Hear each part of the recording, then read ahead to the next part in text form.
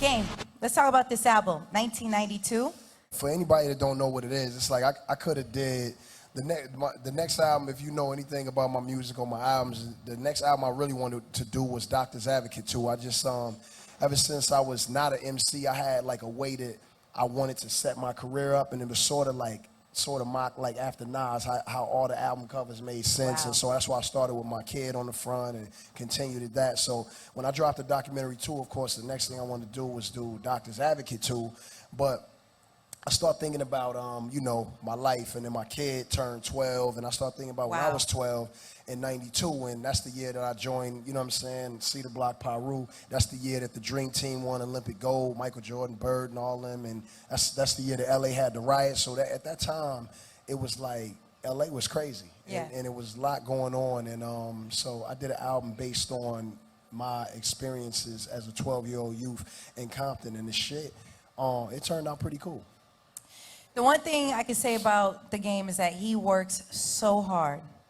You literally work as if you've never had hits, platinum records, as if you haven't been in the game and done it all.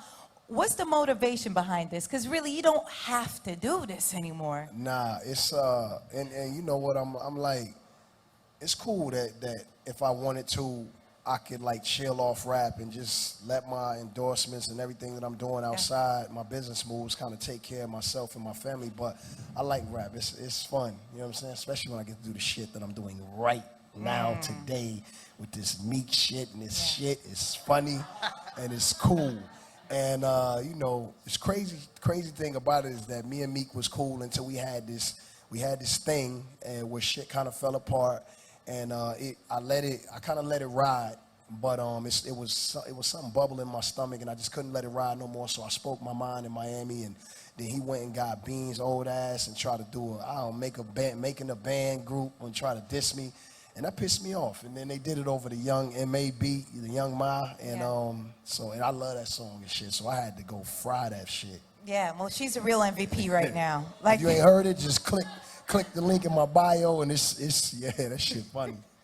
Game, I want to know a little bit more about the situation with Meek, because, for you, this is what you do. You're a rapper, you're an artist, you'll go at whoever. Anyone who disrespects you, we've seen it in the past.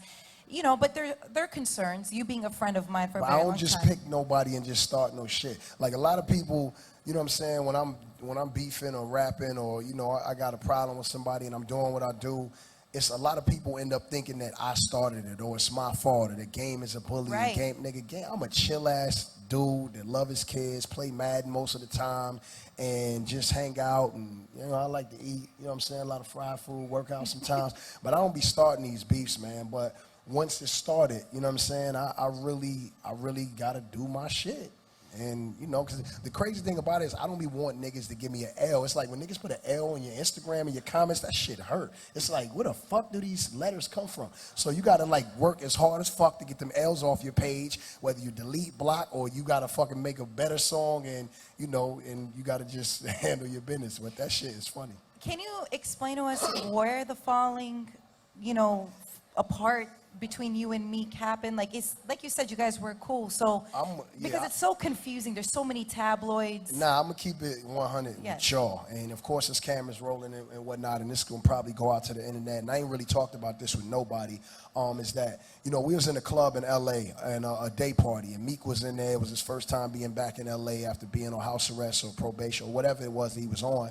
So I sent him a bottle of rosé, and I went over and chopped it up, and I'm like, yo, niggas been robbing niggas in LA, and I try to look out for niggas because I don't like when, sort of the city take advantage of niggas that don't know, what I'm saying, their way around. And it's like when I come to New York, I call New York niggas and I have them go around with me, show me what's up and here and there. I don't come to New York and be like all in Brooklyn like I own the motherfucker, like I know what's going on. So I try to look out for out of town cats that I fuck with in music and outside of music when they in LA. So I told Meek kindly that like, watch yourself, you know what I'm saying? Niggas been jacking niggas and, doing that shit. And he was like, good looking. So Meek had left the club. Sean Kingston, I don't really fuck with him, and he's an R&B dude. So he ended up getting robbed and jacked for all his shit. And so, like I said, the niggas is robbing. It was, you know, it was hot. It's summertime, LA, niggas is hungry. And so that happened. So after that, Sean Kingston called my phone like 15 minutes later. He like, yo, bro, that's fucked up. Meek told me that you told him the niggas is jacking and I got jacked and you did it and all of that shit. And so I'm like, that's crazy. So I called Meek. I'm like, yo, you told Sean Kingston I had him robbed and shit and all of this.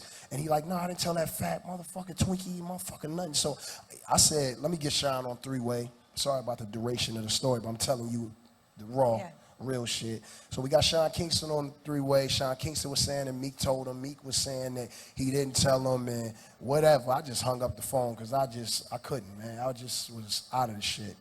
I let it ride for a minute.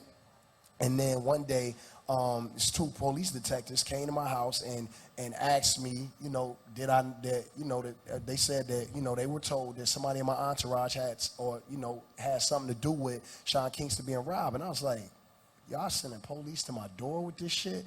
And so then I got mad and I said what I said in Miami. And then, you know, they did the diss track and then 2 diss tracks later from you. And then, yeah, I had to fuck them up. And you know what's sad about the shit is that I really got love for like Beanie Siegel. Like, you know how we grew up on like state property and Beanie Mac and who that, bleak. Like, come on, man, like change the game. Beanie Mac, like Siegel, Broad Street Beans, Bully. Like, I was a fan of Beans. So I had Beans on my album before. I talked to Beans. I have his number. Like, we talk, like always real nigga shit. So when I seen Beans like saying don't bring him out of retirement and LA is 3 hours. I mean, you know, LA is 3 hours from Philly. It's really 5. It's 5. He's smoking.